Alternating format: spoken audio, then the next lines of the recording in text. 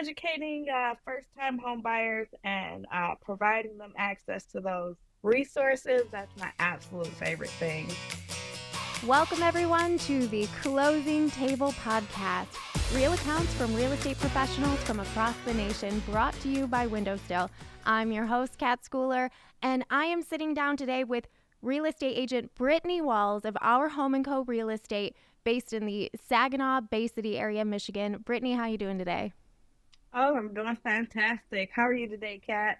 I'm good. Thank you so much for being here. Let's just start at the beginning of your journey. How did you get into real estate? Well, I was in college as a full-time student right out of high school, and I got into a terrible car accident. I had to drop out of college, and so I got a pretty big settlement from my car accident. And back then in 2009, the real estate prices were so low. I started investing in real estate. That's how I got started. I'd buy houses for $500, $800 in Detroit, and I'd turn around and sell them for $15,000, $20,000. So that kind of got me started. Had I known any better, I would have held on to those properties a little longer because the prices are way higher now. Wow, that's so cool. So, did you get your license at that time to sell those properties, or were you just I flipping at that point? I was just flipping at that point. I didn't get licensed until 2013. I met a friend of mine and he said, "Well, I know you're into real estate. I have this condo I'm thinking about selling next year, and I want you to be my agent." And I'm like, "Oh, well, I never thought about getting into real estate sales. I guess I better get licensed." So from then on, I took the course right online. It took me a while. I know it's a 90-hour course. It took me about uh, 2 months to finish it. I was able to pass my exam on the first try, which was great. And from there, I've just been in real estate ever since. Wow. Well, circling back to your accident, I'm so sorry that happened to you, but it looks like you've really been able to make a career out of that, which is so incredible. Do you still flip properties in the Detroit area? I do not at this Mm, time. I'm focusing on sales right now. totally, totally. Um, and so you're operating in that Saginaw Bay City area. What is your favorite thing about buying about buying and selling, with your clients in your area? My favorite thing would have to be helping first-time home buyers. A lot of people come to me that have been renting for years, 10 years, 15 years, and they can't believe that they can access home ownership. So introducing them to a down payment assistance program that'll put them in a position to buy a home, uh, that's my favorite thing when I can tell someone, okay, the government is giving you $10,000 or $20,000 to buy a home, and all you need out of pocket is $1,000 to become a homeowner. I love that because it's just, I mean, they've been renting for so long, and usually when you are looking for a place to rent, you gotta have a deposit, and a lot of times you can buy a house a lot cheaper than you can rent. A lot of people are not educated about that, so just educating first-time home buyers and providing them access to those resources, that's my absolute favorite thing. That's awesome. And yeah, I think it is really hard for people maybe to understand or see their possibilities.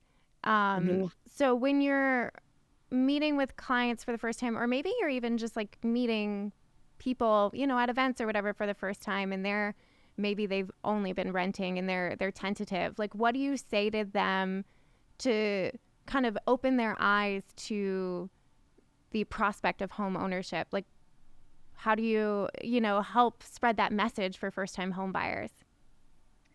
Usually when I meet somebody, I asked them like, okay, well, will they come to me as a renter or I find out that they're renting and I'm like, okay, well, do you like paying someone else's mortgage? And they kind of look at me like, well, what do you mean?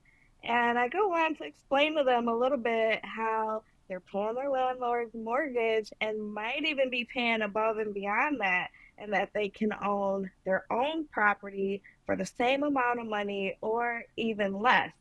And then they say, oh, well, tell me more. And then I go into the different programs that might be available to them and just hearing them talk about their dream home and what they imagine their next home looking like, the neighborhood that they want to be in. It just gets me all excited.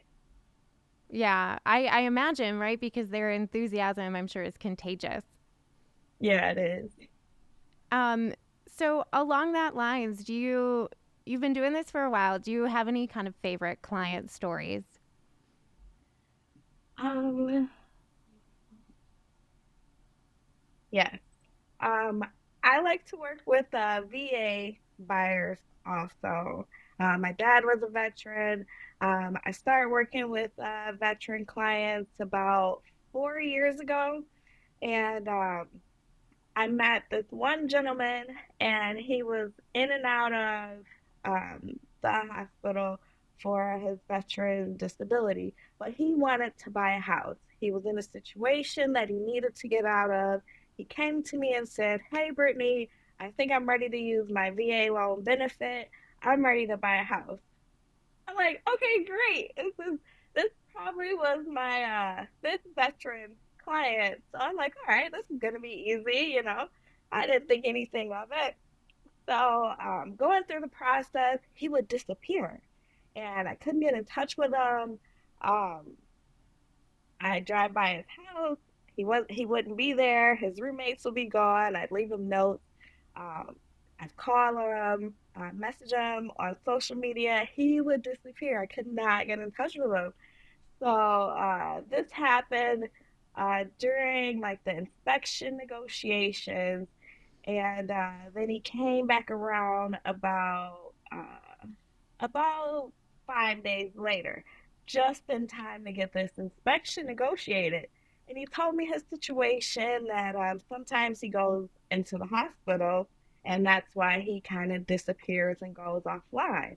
So I said, okay, got it.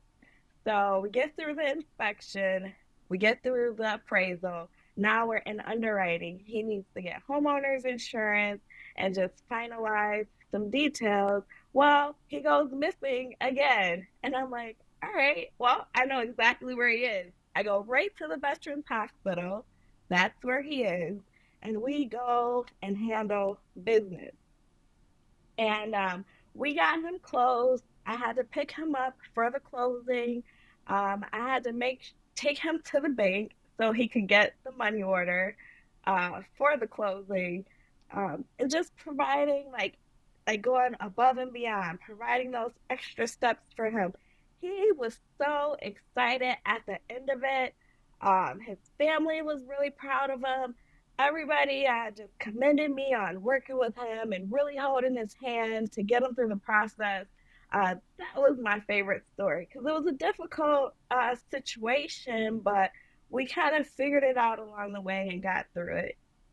Oh, that's a beautiful story. And I think you handled it so well. I'm sure there are a lot of other people who would have given up, and I just think it is incredibly generous and just a really great testament to your character about how you didn't give up on him. You found him. You brought everything he needed to him. And I think Mm-hmm. that's really important. And I think veterans are a really important, part of our society. Like they give so much. Oh, And yeah. so I think it's so great that you were able to give back in that way. Thank you. Yeah. So in that, like in going above and beyond, did you have anybody that kind of like mentored you in doing so, or is it just kind of like a part of who you are? You're like, I wouldn't abandon someone like that. Um, I think I got a lot of my uh, service characteristics from my mom. Growing up, my mom, she's real passionate about helping the community and serving members in the church. Volunteering was important in our household growing up. I remember on Thanksgiving, we would go to the soup kitchen and volunteer. On Christmas, we'd be packing toys and sandwiches and things to go out to the on what do you call it? Uh, Not foster, yeah, foster homes, like children who didn't have parents. I think it's called foster care. So we pack up things for them around Christmas time. Just my mom kind of instilled that in me to just serve other people, and that's what life is, what it's about. Oh, gotta love moms. That's such a great trait to instill in your children. So we're so thankful for her. I'd like to take just a moment and tell you about our sponsor. WindowStill provides premium real estate media for agents, builders, and property management companies nationwide. To learn more, visit windowstill.com. WindowStill, helping America find their next chapter. Now, back to the episode. Yeah. Um, so you recently started a YouTube. Do you want to talk about that with some like home buying and selling tips? Oh, you've been researching about me, I Yeah. see. Yeah, I found out about the AI. That's the new up and coming thing. So I'm like, oh well, it'd be interesting to make videos about home buying education because people don't always want to see a person. They like the information. So I do faceless videos and just inform the public about the steps they need to go through to buy a home. I give tips to homeowners about maintaining their home, um, talking to people about how to get a home loan, improving their financial profiles, so credit repair tips, ideas about making more money and generating more income. Um, so it's pretty new, but I love doing it. It's a lot of fun making those AI videos. Cool. And I forgot to write down what your channel is called. Can you tell everybody and we'll link it in the show notes so people can check it out? It's called Home Buyer Education. Awesome. Thank you. You're And welcome. you're starting a lot of new things. You're also starting a monthly investor meetup, right? Oh yeah. I used to do that a lot in Detroit when I was in the area. I've been in Saginaw for about 8 years now. So and they have these monthly meetups, and I thought Saginaw is a perfect area to do that in. Just bringing together investors, licensed contractors, lenders who offer financing to investors, just bringing everybody together so we can collaborate and share ideas and kind of change the area, just holding each other accountable to providing good properties to renters and home buyers. So hopefully we can start like building some friendships and making our rental community better and making uh, affordable housing better for first time home buyers. That's really cool. So you did these previously in Detroit? Oh, yeah. Yeah, I was pretty involved with the real estate clubs down in Detroit. Oh, that's so awesome. And I'm so glad you're bringing it to your current area. Can we like dive in a little deeper if somebody else like maybe wanted to like do what you're doing? They're like, "Oh, that sounds cool." Like what are you doing? You're reaching out to people, can you kind of walk us through your process a little bit? Yeah, I use social media a lot. I like to plan things on there, and then yeah, I'll find people who I need to connect with on social media, and I'll just send them a message and say, "Hey, do you want to be involved in this? Or we'd love to have you here." A lot of people are very responsive and they're supportive, so and easy to talk to. That's great about like Saginaw. It's like a small town feel. So when people are trying to uplift the community, the people who kind of gravitate towards that philosophy, they are ready to like jump on board and help out. So it's been great. Well, that's so cool. I'm so excited for you to get those started.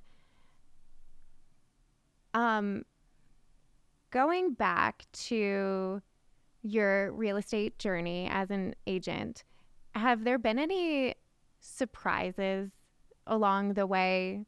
You know, maybe things you never thought you would see in a house, or I don't know. Have you been a part of maybe any clients like big life moment? I mean, buying a house is a big life moment, but things like that. Yeah, a lot of surprises come up. I would have to say my favorite. I met this client. She called me from she seen me online and she says, I've been looking for a house for 3 years. I'm not having any luck. Um, I am 6 months pregnant. I'm getting married in 2 months. Oh, I need to find a house now. And I'm like, oh, the pressure. Okay, I'll see what I can do. So I dedicated my time to her full time. New listings that came out that I thought she might like, I sent them right over to her immediately. I made myself available to go look at those properties with her right away. So she'd probably see something at about 9 a.m. and she'd be calling me by 10 a.m. like, oh, can we go see this one? And I'm like, yeah, sure. Vacant ones we saw the same day, but ones that were occupied, we had to give them a little bit of notice, like 24-hour notice. So it took us 3 weeks of house hunting to find the perfect house. Her offer got accepted on the first property she wrote an offer on, which sometimes never happens. Usually buyers write about it could be 10 offers depending on the market. But her first offer got accepted. We went through the inspection, the whole process with ease, and then this never happens. Like usually there's a problem that comes up or uh, it was just really easy. So I'm like, oh, this is just so meant to be, and it was beautiful. They invited me to their wedding. oh, good. Um, yeah, and she had like her reception was at the house that they bought. Like I don't know how they planned it to work out that fast that way, but it was just absolutely gorgeous to be a part of that big moment in their life. Wow, they absolutely needed that house. They needed it like right away. Oh my, that is a story I would remember too. And gosh, that's so like risky, right? Like we're having an at-home Oh reception. yeah. Where's your home? We don't know yet. Oh yeah. Oh yeah. Yeah, and they had about 200 guests there. So Oh, it was wow. great. I mean, oh, their wedding planner, like she must have been some sort of magician, but it all worked out and it was great. Oh, wow. That's so fun. Yeah. If you were to start over in real estate today, is there anything you would do differently?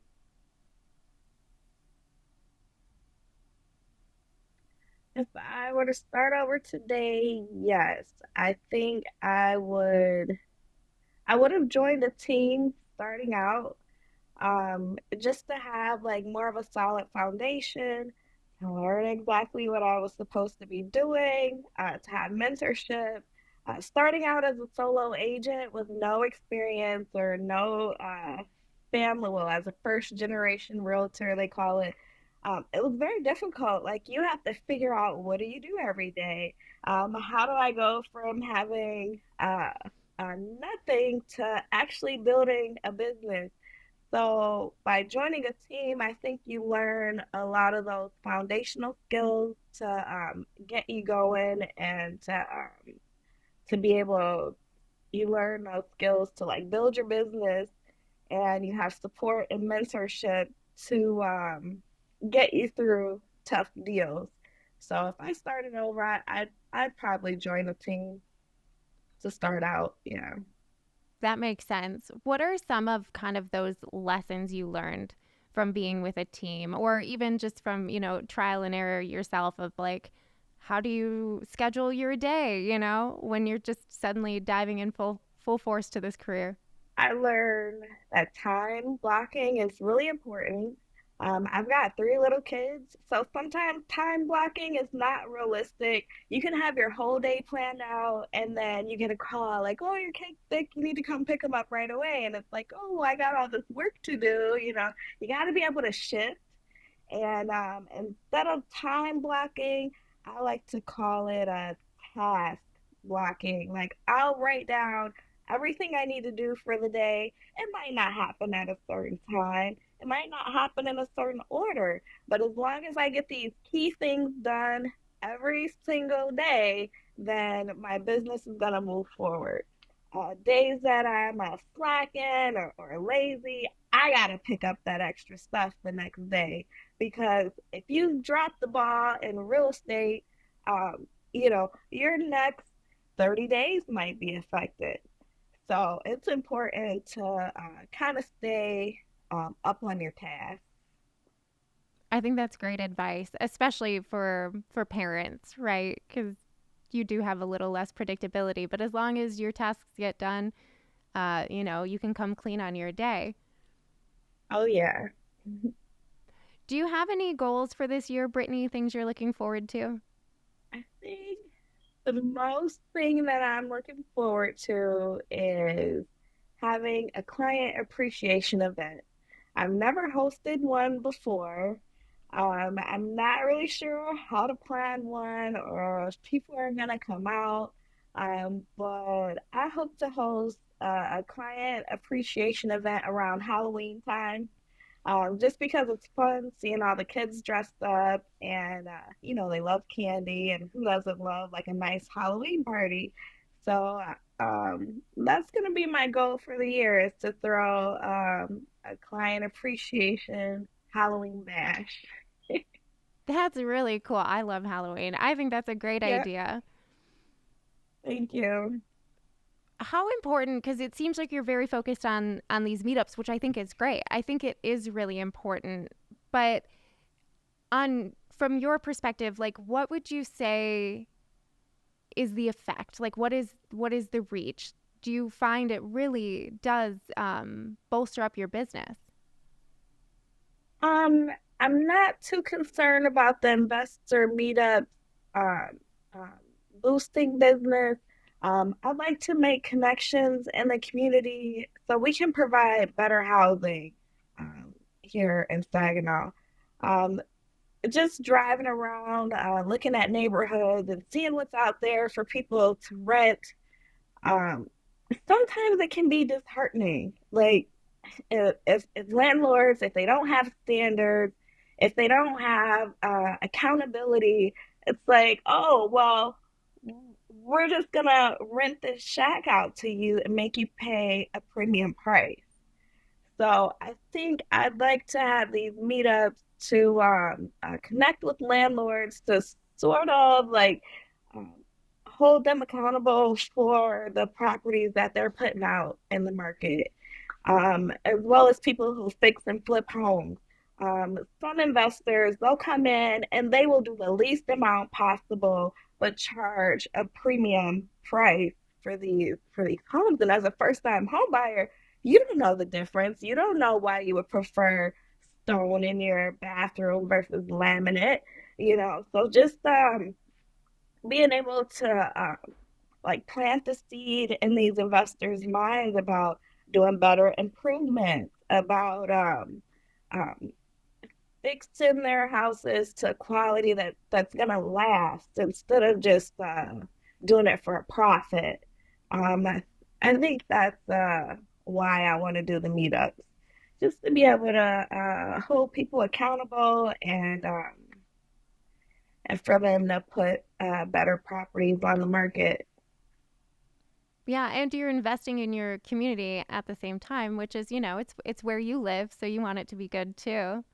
Yeah, yeah. People should have nice homes to live in, not something that they gotta fix up every 2 or 3 years. If they get it right the first time, a house can last for a really long time with proper maintenance. So Certainly, and I'm sure There are just like so many historic homes, I'm sure in your area, and I'm sure you found that in Detroit as well, that just need a little love. Oh yeah. Yep. And am I correct in that you are in a historic home? I am. I bought my home about 3 years ago. It was built in 1909. Oh, So it's wow. pretty old. When I walked in, I fell in love with all the woodwork, the stairways, wood. There's like French doors, just original woodwork all over. Um, it's been an investment for sure, but I love it. The rooms are huge. The kids have a lot of space to run around. So yeah, it takes a lot of planned work, but historic homes are really beautiful. They have a lot of character. I love the character too. When I buy my home, it's going to be something, older. They're I good. I know there's a lot of need for new construction, and I know that that's appealing to a lot of people, but it's not so much to me, you know. Hmm. Hmm. Yeah, yeah, for sure.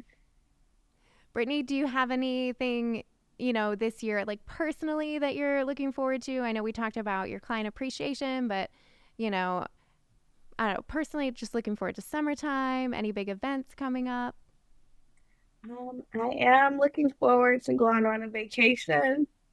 I don't have anything planned yet, but it's been a long 8 years. I became a mom about 7 years ago, and I have not taken a vacation since. So I said, okay, well, I need to treat myself to something nice.